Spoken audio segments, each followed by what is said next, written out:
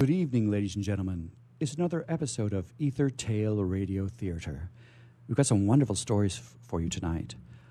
Although we didn't bring any of the bells and whistles and harps and theremins that we're known for, nor the thunder sheets or the wind machines, today is just wonderful short stories. Very short, 250 words or less. And in fact, this is the second installment of Short Tales from the Mothership, an event that happened at Geisel Library on May 31st. That was our fourth meeting of Short Tales from the Mothership. This wonderful program where writers come and read microfiction stories that are science fiction or fantasy, and they're often based on the iconic Geisel Library building, that UFO chic building designed by William Pereira. And we really enjoyed it. And this all, quite honestly, is an homage to sci-fi magazine editor George Hay, who encouraged, in the 1970s, all the great sci-fi authors of the time, the novelists, to write a short sci-fi story, short but complete, short enough to fit on a postcard. And that's what we're celebrating tonight. The idea of, and this postcard situation too usually means maybe 250 words. That's what we're reading tonight, these wonderful stories that were sent in to Geisel Library. And some of the authors are here, and some of the other authors who couldn't make it have allowed some of my regular repertory members to read. Regular repertory members such as Melanie Peters. Hello. And that is her mic check, because we're the Not Ready for Airtime players. Another fantastic member of our troupe, Gabriel Pan. Hello. Who's got a classic radio voice that I'm very jealous of. Oh, and a little bit of a cough, but that's okay. We have water. There are many guests here tonight, too, and we're going to introduce them as we go along. But, you know, it's time for some stories. The first to read tonight is the enchanting and intoxicating Melanie Peters. Melanie, this first story that you're reading, what is it entitled to be titled? It is called You, Pooh, and the Stars by Lily Wang. Oh, yes. This play was so delightful that we actually turned it into a paper theater play. I love this story. I'd love to hear it from you. "Milady, please come back inside," called a tiny voice. "The stars are beautiful tonight, aren't they, you, Pooh?" "Yes, milady, but back inside we go," insisted you, Pooh, as the exasperated loud clacking of sandals echoed down the garden path. "All I see are stars, bright and clear they surround me, though how far are you?" I asked myself, following after you, Pooh. "Your father, Sukuyu, wishes that you spend more time writing poetry than shooting stars into the sky as you please, Changli-ah." You, Pooh, lectured standing in front of me at the ready to draw back the bowstring. "You, Pooh, move over some. Last shot, I promise, and back to musing poems. My painting is almost complete. Shing! You already graffitied the sky with all these gaseous stars. How much more space is there for you to keep painting?" "You, Pooh, you don't get it. Art is art. When the artist feels inspired, one must..." "Not what I'm asking, milady. What is today's musings?" "Immortality versus mortality, you, Pooh. I will live forever, but my stars will not. What is that I can do for them?" "Milady, you cannot stop their essence from moving away. You must watch over them, yes, but cannot stop their path." "You, Pooh, why does father keep everything in the dark? That's stopping the light in, isn't it?" "Aye, it is. His sous ship doesn't quite agree to flashy displays." "You, Pooh, my fragile, brave stars will shine even brighter." Well, thank you, Melanie. And I know that Lily Huang's going to appreciate that reading as well. She'll listen to it later. She's going to join me next month sometime, and we're going to talk about some of the paper theater activities that we've had a chance to do. Thank you. And Gabriel Pan is here. And Gabriel, you're reading on behalf of an author. Who's the author? I've got one here from Michael Robinson. It's called Mother on Eternity. I'd love to hear it. Okay, here we go. Mother on Eternity by Michael Robinson. Weeks without mother, normal. Without her daughter, Raya, her scent, dead in our bed from absence. odd. A too long eternity.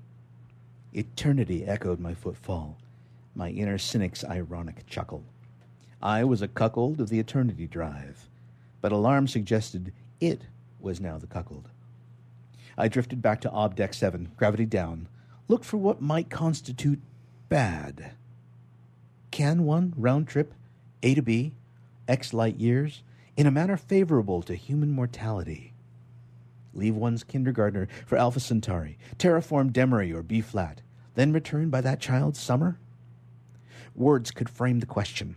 Mathematics lacked the semantics. Mother, though, had the syntax. Between bouts of dementia, her mind for literal generations blazed supernova. Now, for me, the brilliance sparked too erratic, too ambiguously to justify forced immortality, eternity. Cyber nursing, EMTs, cell recoding, invasions, keeping her woke.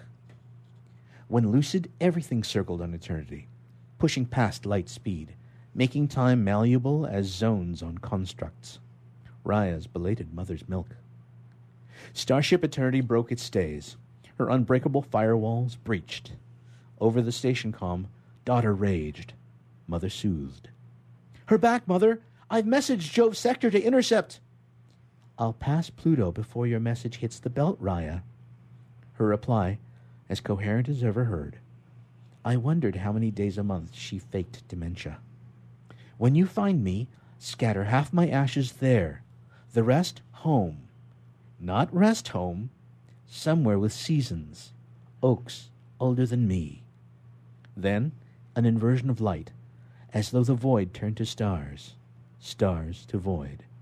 Mother's mathematics answering everything. Thank you, Gabriel. And we'll go back to Melanie now because she's still here. She hasn't disappeared. And who's the author that you're reading from now, Melanie? Oh, well, I have another one from Ms. Lily Huang. Yes, and this one we also turned into a paper theater play past season. And this one is called Minty, Prickle Trees.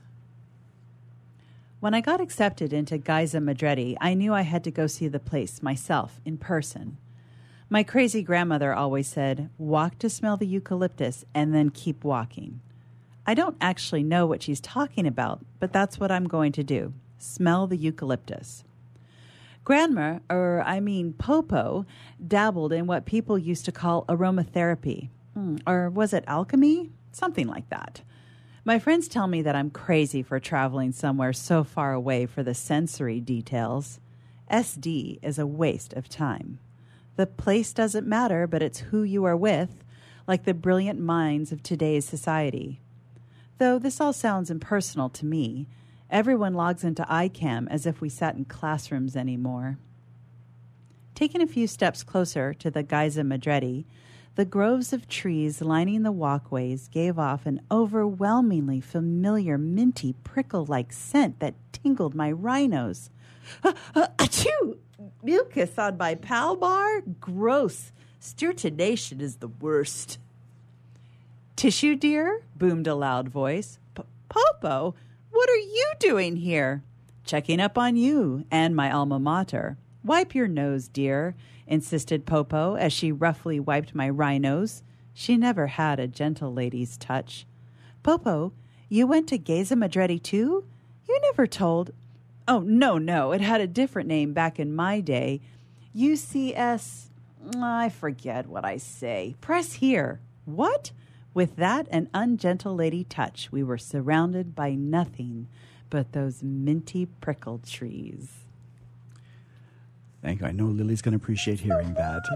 Yes. That's such a sweet story if you know what she's talking about. Yeah, and even all the phonemes in this are all from her native language, and it's delightful. She does a great job with that, and this translated so well into paper theater, just delightful.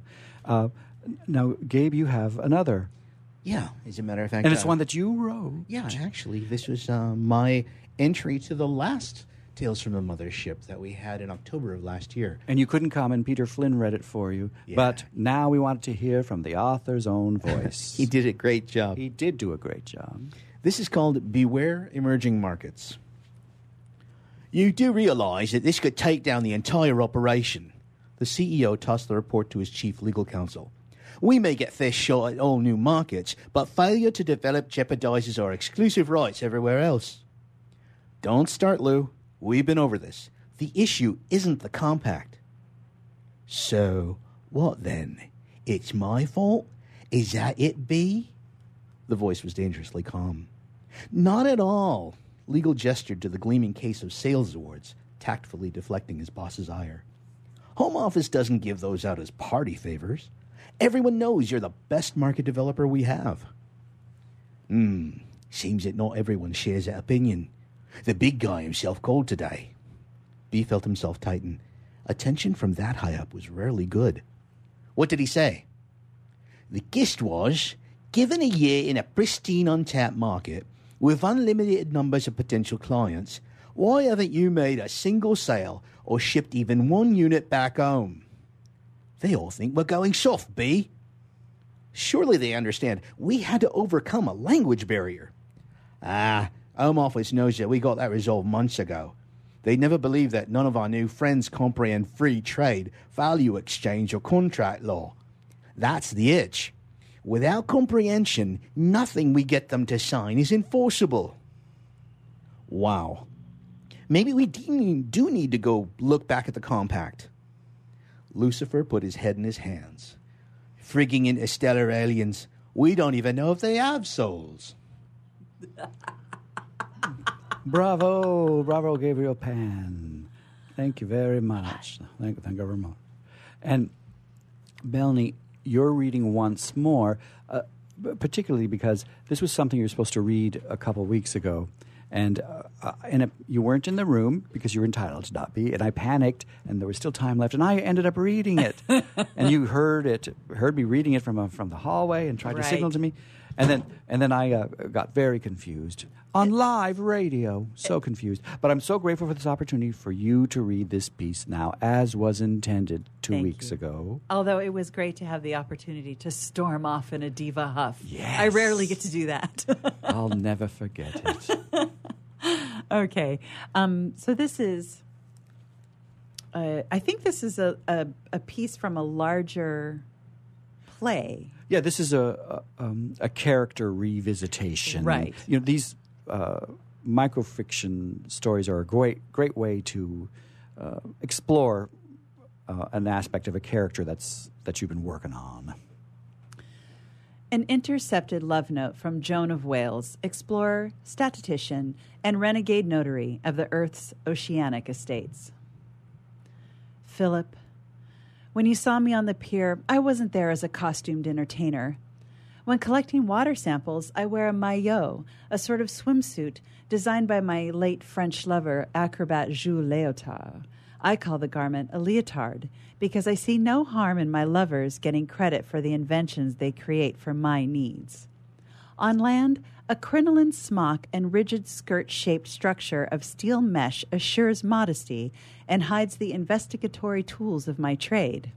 But this concealing overgarment is easily removed for a quick dive into the ocean and a fast escape to my sea lab vessel. I am in a true state of ecstasy swimming alongside the white whale, my camouflage seagoing laboratory vessel. When we bob to the surface, coded messages are sent to my clerks and officers via the blowhole. Philip, are you a truly modern man of the 19th century? Then be my companion. Join this lady's battle against the Industrial Revolution and help me with my census of sea life. Is this all too forward and too fantastic? Prove you love me and join me in my struggle. Desperately wanting you, Joan of Wales. Thank you, Miss Melanie. That was much better from you than me. Oh, who was the author? I have no idea. It was me, Scott Paulson. And yeah, I forgot to introduce myself at the beginning of the show, I think even. I'm Scott Paulson, host of Ether Tale Radio Theater, and how lucky I am to have all these wonderful readers with me today. One of the readers with me is a wonderful author, Frederick Brocard. Frederick, you're here, and you're reading one of the stories that you've submitted to Short Tales from the Mothership. And what is it entitled to be titled? It's called Barrage. I'd love to hear it, Frederick. 2001 plus a prime number smaller than 41. 2:33 a.m. Words kept piling up in front of the gate, some in an advanced state of decomposition. Chunks of scraped-off syllables and loose torn-up letters scattered on the ground. The smallest one whirling around in despair and contention, crashing against each other at irregular neural intervals. 2:39 a.m. Inside this mutilating monolith of sublimated semantic debris and other semiotic ruins, swarms of hissing symbols and spasmodic punctuation signs were strolling its negative spaces, wafting endlessly along holofractal lines of evasion, acting as corrosive and catalytic agents that were fueling the spontaneous assembly of all this oblivious fragmented quanta of orphan information into legions of broken alien alphabets and myriad sumptuous abstract schematics. 2:41 a.m. From this pulsating and fuming wormhole erupted more and more aggressive roars of alarming disorder, sheer ominous shockwaves of ultra-condensed self-organization whose multiple dimensions confounded the receding horizon. 2:51 a.m. Storage space was scarce. This manifold of mayhem was pushing against the mothership's gates at maximum osmotic pressure. The doors were unclosed. There were no cracks left to crawl in. All networks clogged. Peripheral servers spilling over chains of disheveled bits. Remote access points backpropagating damaged and corrupted data. Call centers virally dialing wrong irrational numbers. Forest of phantom cables aflame. Conditional branching and tree searches misdirected by brisk out-of-control burns. Secluded screaming synapses, gasping for a new layer. The end zone of all past, present, and future codes, searching for unexplored roads. Bravo, Frederick. Quel barrage, no? Quel barrage. Thank you so much. And we're hoping Frederick comes back because he's written a radio drama in French. Oh, and we so want to do it in French. He's just shaking his head no, but we'll figure out a way to force him to let us do it sometime. Bravo. A round of applause for Frederick Brocard. Bravo. Thank you. Yes, our pleasure. And you know who else is here? Oscar Song. And Oscar is a recent graduate of UC San Diego. He's an alumnus now. And he wrote a delightful story about Geisel Library. And it's fun when these short tales from the Mothership are actually tributes to the Mothership, our UFO chic library building. And so, Oscar, what is your story titled, or is it untitled? I can't remember. I believe that the title is just Third Floor in Geisel. And that is a mystery, isn't it? So, let's hear the tale. Why is there no button for third floor in the elevator? I asked this out loud during the campus tour in Geisel. The tour guide shook her shoulder and jokingly replied, "Rumor says that decades ago, a student smashed the window and committed suicide. Since then, it has been haunted. They closed this whole place down, and no one was ever allowed to access it anyhow." Haunted? Yup. People will hear weeps late at night and see restroom mirrors shatter on their own, she grinned. But no one can tell if that really happened or not. A couple weeks later, I walked into the elevator late at night and was about to pull an all-nighter. As I was glancing at the button panel, I noticed the number 3. An eerie feeling flowed into my nerves, confounded but also thrilled with curiosity. I raised my shaking finger and pressed the button number 3. As the elevator door opens, I saw a huge balcony domed by a night sky.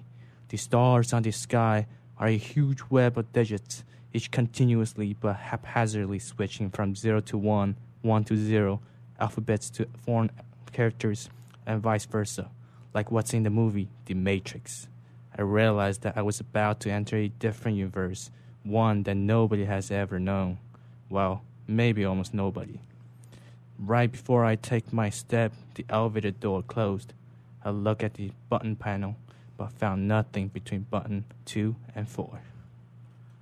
Spooky. And that's sort of a true story, isn't it? Because, what is on the third floor of Geisel? There is a mystery there. We won't explain it tonight because I think we should let Oscar Song's story be the answer to that question for now. Thank you, Oscar. Thank you so much. How delightful that you were here this evening. And congratulations on your graduation from UC San Diego. Yes. And you're and Oscar's employed and everything. He's already got a job. We're also proud of him. Thank you, Oscar. You should come back sometime, I hope. Definitely. But you know who's next? Margaret Harmon, one of my favorite authors. I actually own some of her books because she gave them to me, but I cherish them. And Margaret, you brought the story that you originally read for us at Geisel Library on May 31st at our Short Tales from the Mothership gathering, and that was the 4th meeting of Short Tales. And this story was a big hit. Well, does it have a particular title? I can't remember. Southern California, 2060. Excellent. Southern California, 2060. I see my young daughter scooping holes in the sand. Sweetheart, what are those bulbs? You know it's illegal to plant flowers that produce no fruit. But they'll smell good. We can't eat smells. Water is only to drink or irrigate food crops. Tanya throws the narcissus bulbs over her shoulder and stomps away. A few minutes later, she returns. I think Nana's a liar. Tanya, why? She said when she was my age, her family had a rose garden. Roses don't make fruit. Some people made rosehip tea. I lean close and whisper, but when Nana was little, people planted flowers that didn't even smell good. They just looked pretty. Tanya covers her mouth to muffle a squeal. Nana did that? Did you? No, the permadrought hit when I was 3, so we had only plastic flowers in vases. But I saw flowers on squash and strawberry plants and fruit trees, all the ones you see. I hug her. Nana and Grandpa's big house washed out to sea, and the great fires burned their new house. So they live in the dunes near us now, safe in the sand, except for the winds. 'Cause we're rich, right? Well off. 'Cause Daddy's a camel dealer, right? I smile. We're early adapters. Brava, Margaret Harmon. What a great story. I want a camel. I do. I don't think I can be responsible for an entire herd, but I would like a camel. But where would you keep it? I don't know. But I'll just drive off of that bridge when I get to it. Chappaquiddick at theaters near you.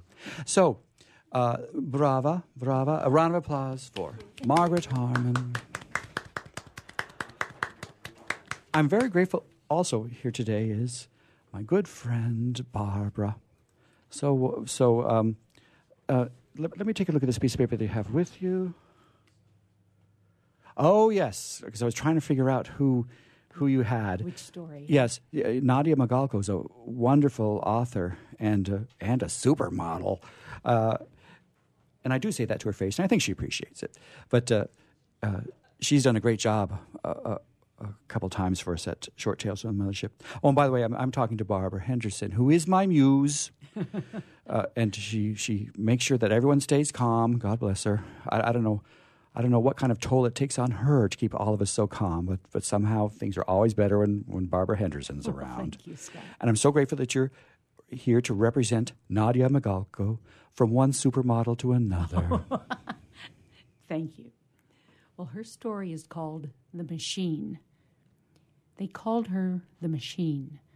Her precision, brutality, and clean execution were the reason for the moniker. Her gender was not known, and therefore it was assumed that she was a he. But it did not matter, not to her. She liked the name and said it proudly to herself when alone. Being born into a group of political extremists was cult-like and isolating, but she loved her parents and wanted to believe in their cause. Their emblem was that of a fierce wolf, and it made sense since their camp and hideout was laid deep into the forest. She was only 8 when their cover was blown, and choppers were descending upon them from all sides. Everyone knew that this was the end of this camp, and the escape plan included only her.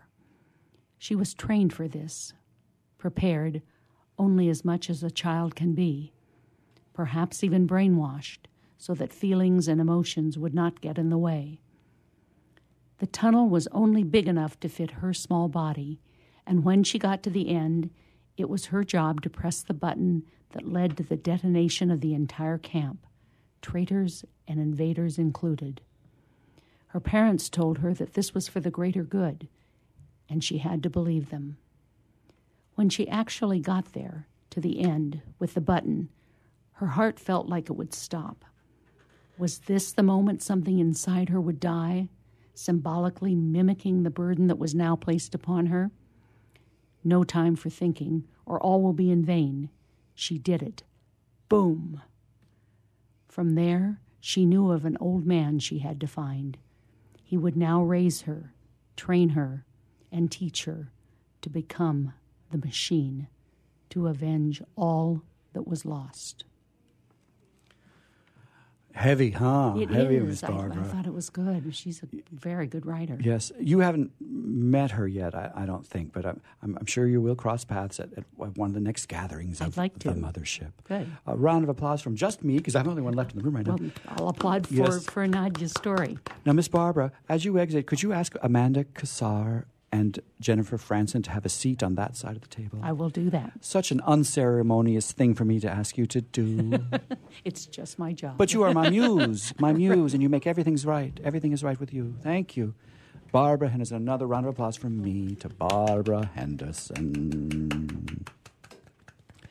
And I think while Jennifer and Amanda get set, I'll read a story from Neil Bezrukov, who wanted to be here tonight, but he's been called out of town.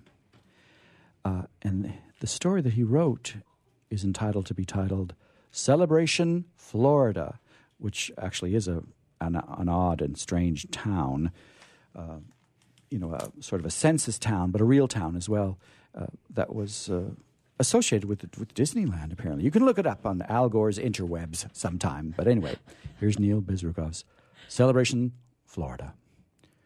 Custodian. Yankee felt herself mutter as she read her name tag. She'd found shade beneath the armada of colorful balloons, decorated with beloved cartoon mascots. It was a rare moment of peace between the morning rush of overseas tourists and the afternoon influx of townies. She giggled, her first week and already sounding like an old-timer, her acting talents wasted on the androids wandering the amusement park. Giddy up, cowboy! Brown's teeth shining as mechanical horses entered the gates of Frontierland. Giddy up, cowboy! Yankee parroted, streaks of her water trailing behind her as her mop led onward. Within the Forbidden City, just a little past Inspiration Lake, pueblos carved of concrete loomed over food courts while a river of gold bled onto stone steps. Yankee studied her reflection in a billboard. Pineapple cocktails in one hand, sombrero with tassels hanging from its brim, topped with an almost convincing smile. How did they talk back then? The cowboy jittered. What was it like to feel the sun with real sand beneath your toes? Gauchos and pretty ladies disappear into colonial buildings, transplanted from that far frontier receded long ago, but its zombie still dances when wound like a music box. But there, through the window, you can see the night sky, lit up like dawn by spotlights piercing the veil of twilight. Closing time. The lights fall away. Everything dark again, until the custodian must once more sputter into motion. Giddy up, cowboy! Onwards to your own end. And that was from Neil Bezrukov. Oh, thank you for that unsolicited applause, Amanda Cassar. Anytime. Now is time, ladies and gentlemen, for our set of stories from the wonderful Jennifer Franson. She's had a chance to write so many spectacular, 250 words or less, stories for our mothership, mostly because I was always in a panic that no one would send anything, and I didn't have anything yet. And God bless Jennifer Franzen. She would always send in 3 or 4 to make sure that I felt like I've had some material.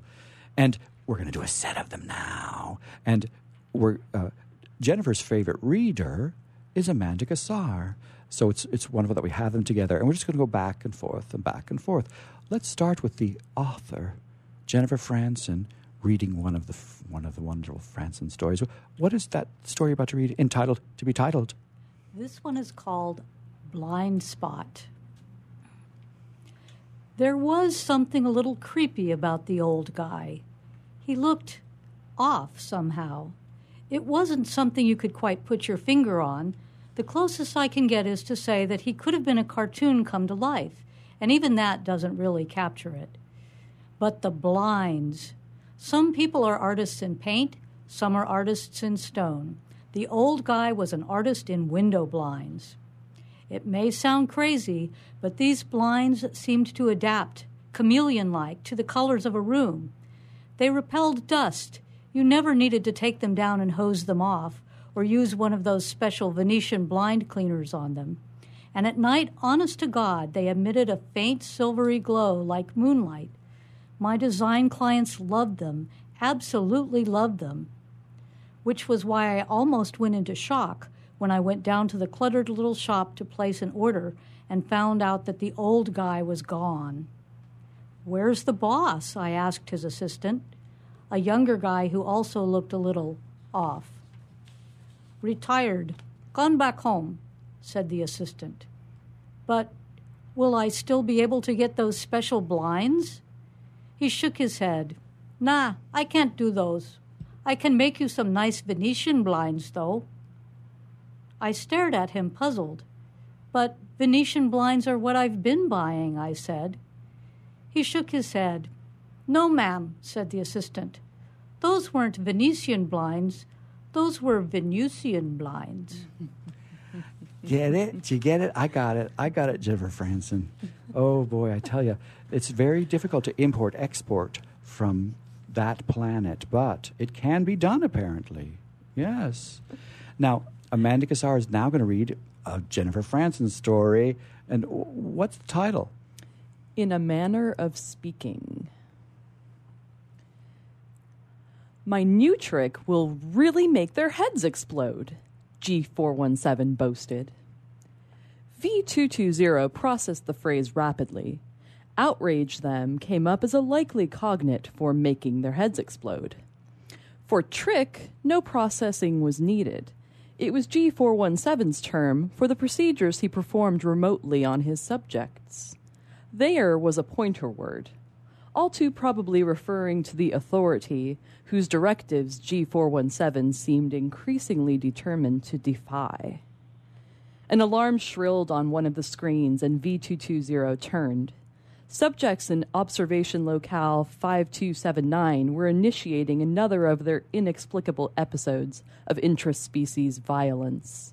G417 had terms for these episodes, too: school shooting, riot, terrorist attack, and more. The episodes, according to G417, took different forms and had different motivations. Regardless, the results always seemed the same. Some of the creatures ended up damaged, broken, or dead. They peered at the screen. A group of adult males was closing in on a female, small and obviously a juvenile. The view tightened to the quarry's face. Fear was clearly readable even on those alien features, as her eyes darted back and forth, looking for a way out. "A kid?" G417 moved to the controls. "I'll put the kibosh on that." V220 groaned. Always you use these incomprehensible slang phrases or figures of speech or whatever you call." The on-screen scene changed as V220's colleague worked the controls. The male subjects were screaming now, falling, as one after another, their skulls burst, blood and brains spattering horribly. "Not always," said G417. Oh, Jennifer Franzen, you can be so violent, but those guys deserved it. What can I say? Now, Jennifer, you got another one of your stories before you, and what is it entitled to be titled? This one is called A Miscalculation. Yes, and could you go a little closer to the microphone for me? I'll put extra money in your envelope. Thank you. Very kind. Wait. Meddy, this is never going to work. Oh, yes, it is. Meddy hauled a pile of fabric out of the Amazon box she'd just opened. It's a burqa. She pulled it on over her head. See? No one will see anything. But a guy you met on the internet. You don't really know anything about him. More than he knows about me, Meddy retorted. Besides, it's not like I can pick up guys in bars. And I mean, look at him. Okay, I agree that he's handsome, but he looks like a womanizer to me. Maybe so, but he's never had a woman like me before. Sis, this is my big chance at romance, and I'm going for it. But you're Yuri began, but the apartment door slammed, and Meddy was gone. Saturday, then Sunday, came and went, with no word from her sister. I have to do something, Yuri thought. It took her a while, but she managed to get the guy's address from Meddy's computer. She waited until 4 a.m. and made her way through the deserted streets to his apartment. No one answered. In the end, Yuri kicked in the door and realized instantly that her misgivings had been justified. Her sister and the man were both cold, stone cold. A sliver of reflected light on the bed told her the reason. It figured, thought Yuri bitterly, Medusa's first and last hookup would have to be with the kind of sleazy Lothario who'd have a mirrored ceiling. Again, Jennifer Franzen. It's amazing. And she's such a good church-going woman. I don't know how Jennifer Franzen, oh my. But another great story from Jennifer. And, well, I'm going to say it again. And here's another great story from Jennifer Franzen that Amanda Cassar shall now read. What is it titled? Apprentice. It's hard to be a good apprentice when you can't hear very well, and all the smacks to the side of the head don't help either. If the boss were a warlock, maybe he could make my hearing better with a spell or a potion. But no, my parents had to apprentice me to a mad scientist instead. Mad science is the wave of the future, they said. I don't see much benefit to it myself. Take the last assignment the boss gave me. It sounded pretty crazy, but after all, they do call them mad scientists for a reason. So I trudged out into the woods, set up a trap, and waited. Catching the beast wasn't the hard part, though. Have you ever tried to fasten a live wild animal onto your back like some kind of animated cloak? I managed it finally, but it wasn't easy. I'd brought a muzzle so I didn't get bitten, but I was clawed pretty badly. And I still couldn't see any sense in the whole thing, but I staggered dutifully back with my struggling, snarling, flea-infested burden. And what thanks did I get? Another smack to the side of the head, and the boss hollering, loud enough even for me to hear, "You idiot! You moron! I said werewolf, not werewolf." An apprentice's life ain't an easy one. That was well read, Amanda Cassar. I read that at the one of the earlier Mothership meetings, and I had to spell it out for the audience for me to relay that the punchline, was what the punchline. But you did it just with your own voice. I could tell the where versus the WEAR. I could just tell, magic from you. That's a hard one to read, Miss Jennifer Franzen. But the next one that you have is delightful in a very, very wicked way. And this is the last of the Jennifer Franzen set, people at home.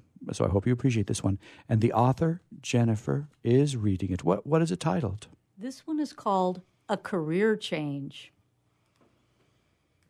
My dear Igor, I am in receipt of your letter and need hardly tell you how disappointed I am. To resign from my employ now, when we stand at the threshold of the greatest scientific breakthrough mankind has ever seen, betrays an ingratitude and a short-sightedness of which I could hardly have supposed you capable. You assert that I have been a terrible employer.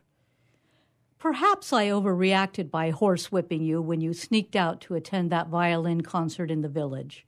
But you are well aware that the experiments must never be left unattended.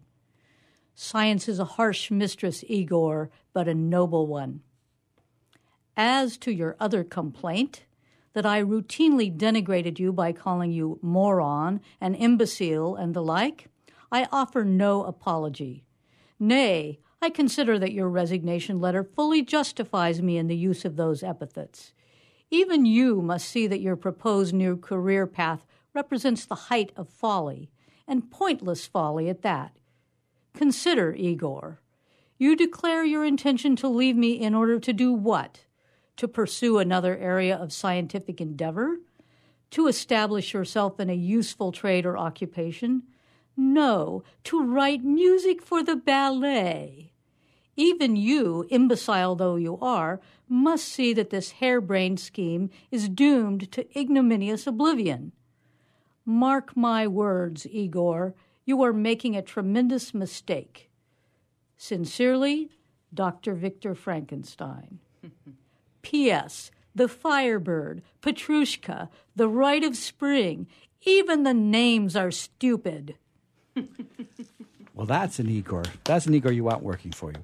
Thank you, Miss Jennifer Franson. And I'm glad we ended with that one because Jennifer's helped me schedule the timings for this, and Amanda's going to be involved with it too. But in the fall, instead of doing another Short Tales from the Mothership, we do want to mark the bicentennial of the publication of Mary Shelley's Frankenstein. And so we are going to ask for original works, short works, 250 words or less, inspired by Frankenstein. And letters and journal entries are a big part of the narrative in that story. That's one of the techniques that moves the story along and gives information. And so we are going to ask for people to send us, curdled correspondence and,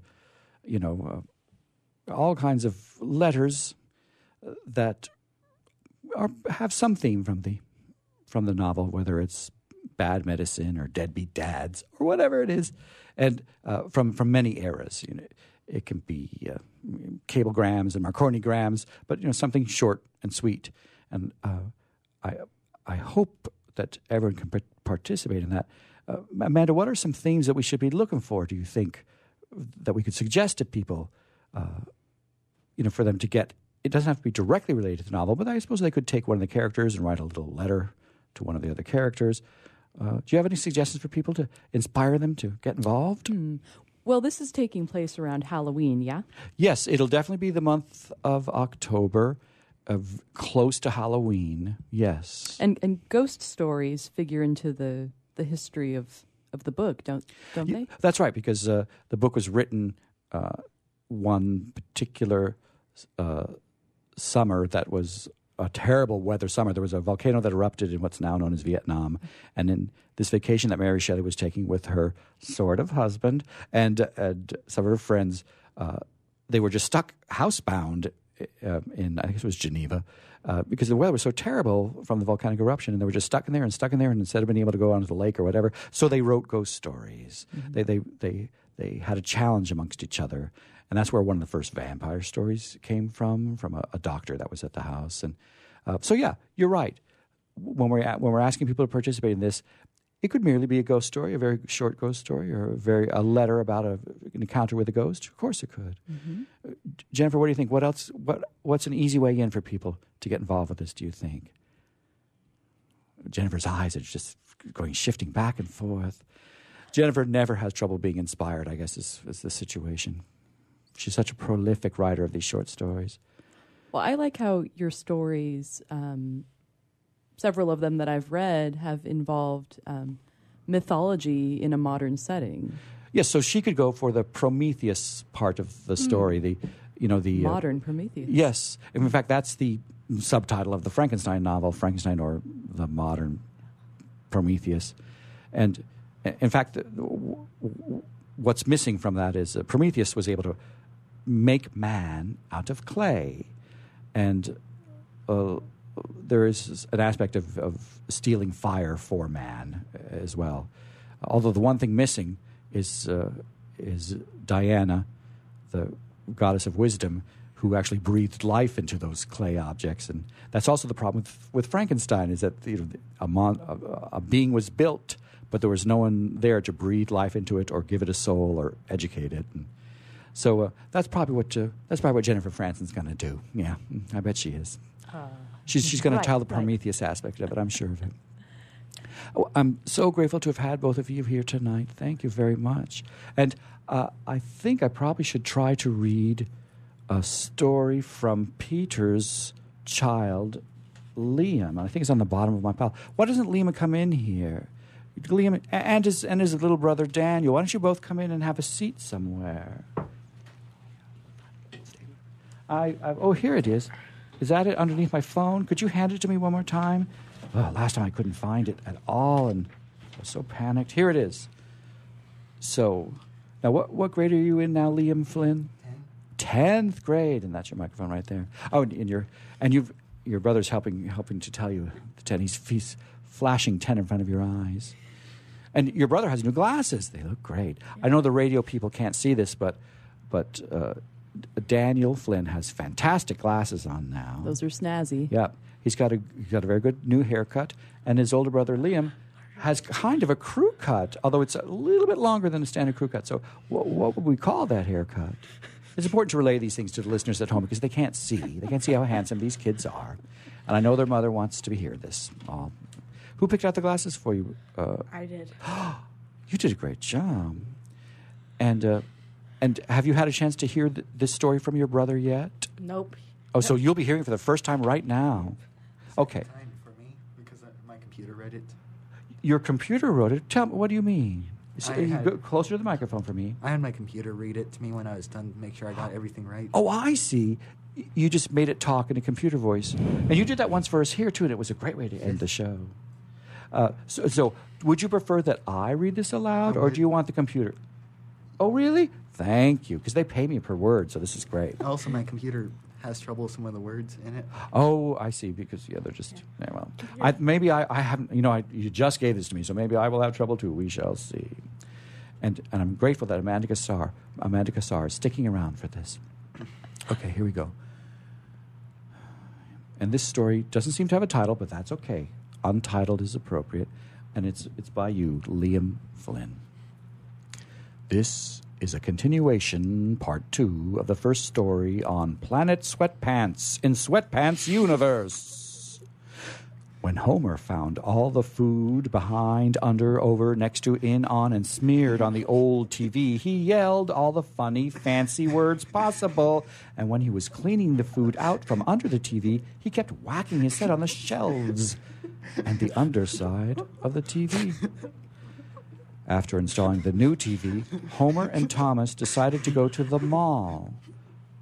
When they got to the mall, there were speed bumps every 12 to 20 feet. By the time they found a good parking spot, Homer had a headache from all the speed bumps. Fortunately, their car's suspension didn't get all messed up. After eating burritos, looking at fancy cars and computers for many hours, they were on their way out of the mall to meet up with Pete at Dohai for dinner. On the way out of the mall parking lot, Homer and Thomas got a flat tire. It only took them a few minutes to play with the spare tire, play with the flat tire, and change the flat. After changing the tire, they were back on the road to Dohai. When they arrived, Homer told Pete about his bad time with the speed bumps and how he got a headache from them. Homer also told Pete about his experience on cleaning up the old TV. Then Thomas told Pete about the flat tire. All three of them ordered large sweatpants berry drinks. Then they each ordered 3 entrees. Ooh. Then after the food arrived, they started grinding food into the carpet, the booths, and the wood floors. After dinner, they all went to Homer and Thomas's house. The end. Well, this story is partially a tragedy and partially a comedy. My goodness. That reminded me of a Mad Lib. Does this is that related to your creative process at all? when you Maybe write so, these stories? because I do love Mad Libs. It's just what he finds funny. Okay. Yes, it is just what he finds. What's that again you said? It's what he finds funny. Yes, that this is definitely his humor. If I were to find this piece of paper on the floor somewhere, I'd know that it was one of his stories. This is his humor. And it seems Mad Lib random, but trust me, there's a lot going on here, and I'm frightened to think about it. Oh, I think it's so interesting too that you had your computer read the story. Yes. That also sort of ties into the Frankenstein themes of creativity and technology. Yes.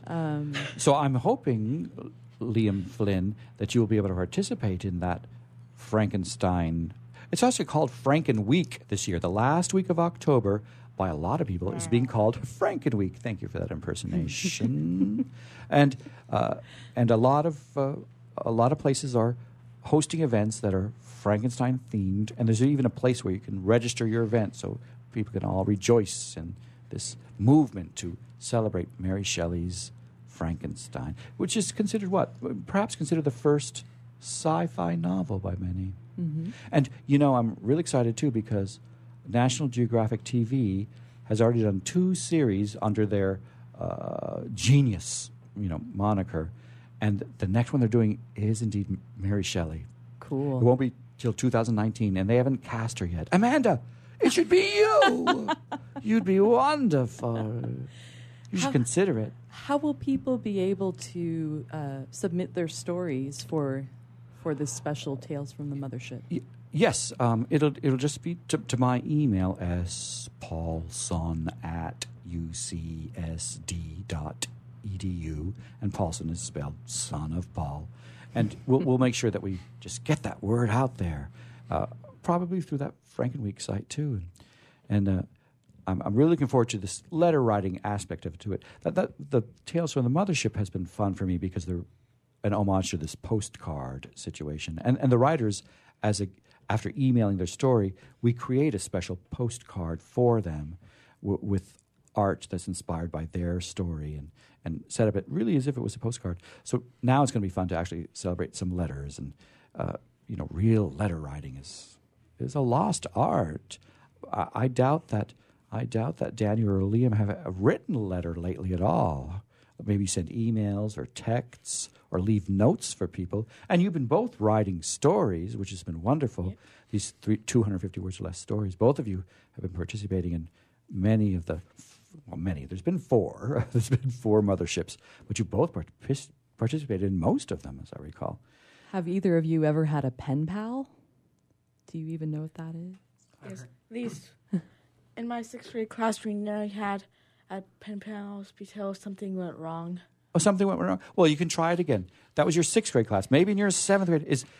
Are you going into 7th grade now? Yep. So let's make it happen in the 7th grade. 7's a lucky number. Bring back pen pals. Yes, let's do it. Yeah, you have a pen pal, as I recall. You've done pen pal in the past, I think. Long time ago. I miss it. It's time to revisit it. Maybe sometime that will be our new thing at the library, too. We'll see. We'll see. So, soon theme music might play, because I think that usually we go until 54 past the hour. And we might hear theme music kick in. I didn't check in with Wade to see how long the show is going to go, but... Oh, no, I don't hear any music. Well, oh, really? What did he say? He said 30 seconds. Really? Oh, I only have that? Oh, my God. That's wonderful news. You keep counting for me. So when is that our next show? Oh, it's always the 2nd and 4th Thursday of the month, which doesn't mean every other Thursday. All right. So, and I don't have a calendar in front of me, but, soon. Cool. On the 2nd Thursday of the month. Thank you, everyone. I'm Scott Paulson, and that's my favorite dog here, and my MGM lion is here. Oh, so good to have my favorite dog and my MGM lion here at Ether Tale Radio Theater. Good night. I'm Scott Paulson, thanking all my guests tonight. Good night.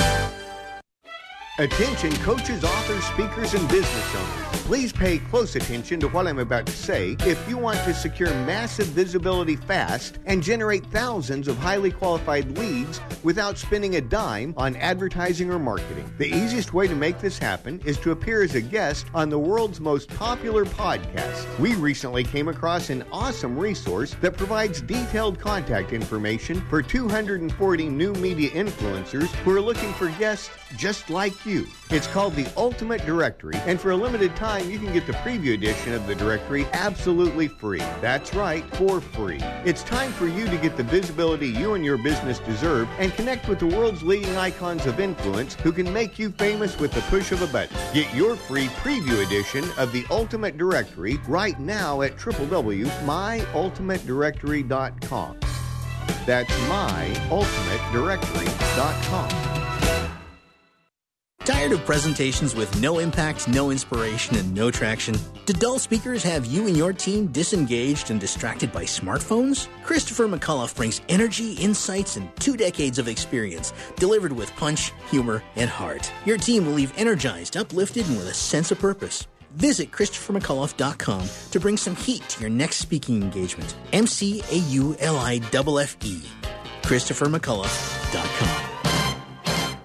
Too much to do? Not enough time to get it done? Call on the experts at Another 8 Hours for your business support needs. By partnering with Another 8 Hours, we allow you to focus on the more important matters, like being in front of your clients, doing what you do best, rather than being stuck at a desk poring over paperwork, rummaging through emails, returning phone calls, and struggling to get everything done by yourself. Meanwhile, your family and social life are going down the drain. Go to another8hours.com or call 8 more hours. That's 866-734-6877.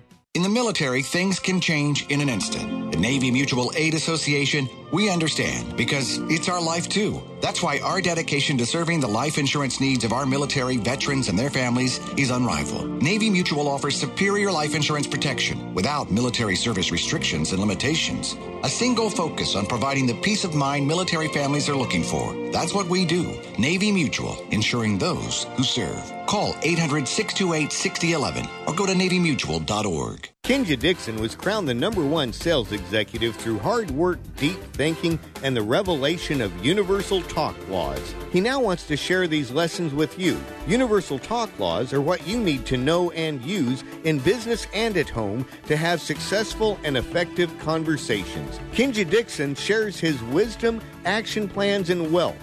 Each book comes with a chance to win $10,000. Find Universal Talk Laws at KenjaDixon.com.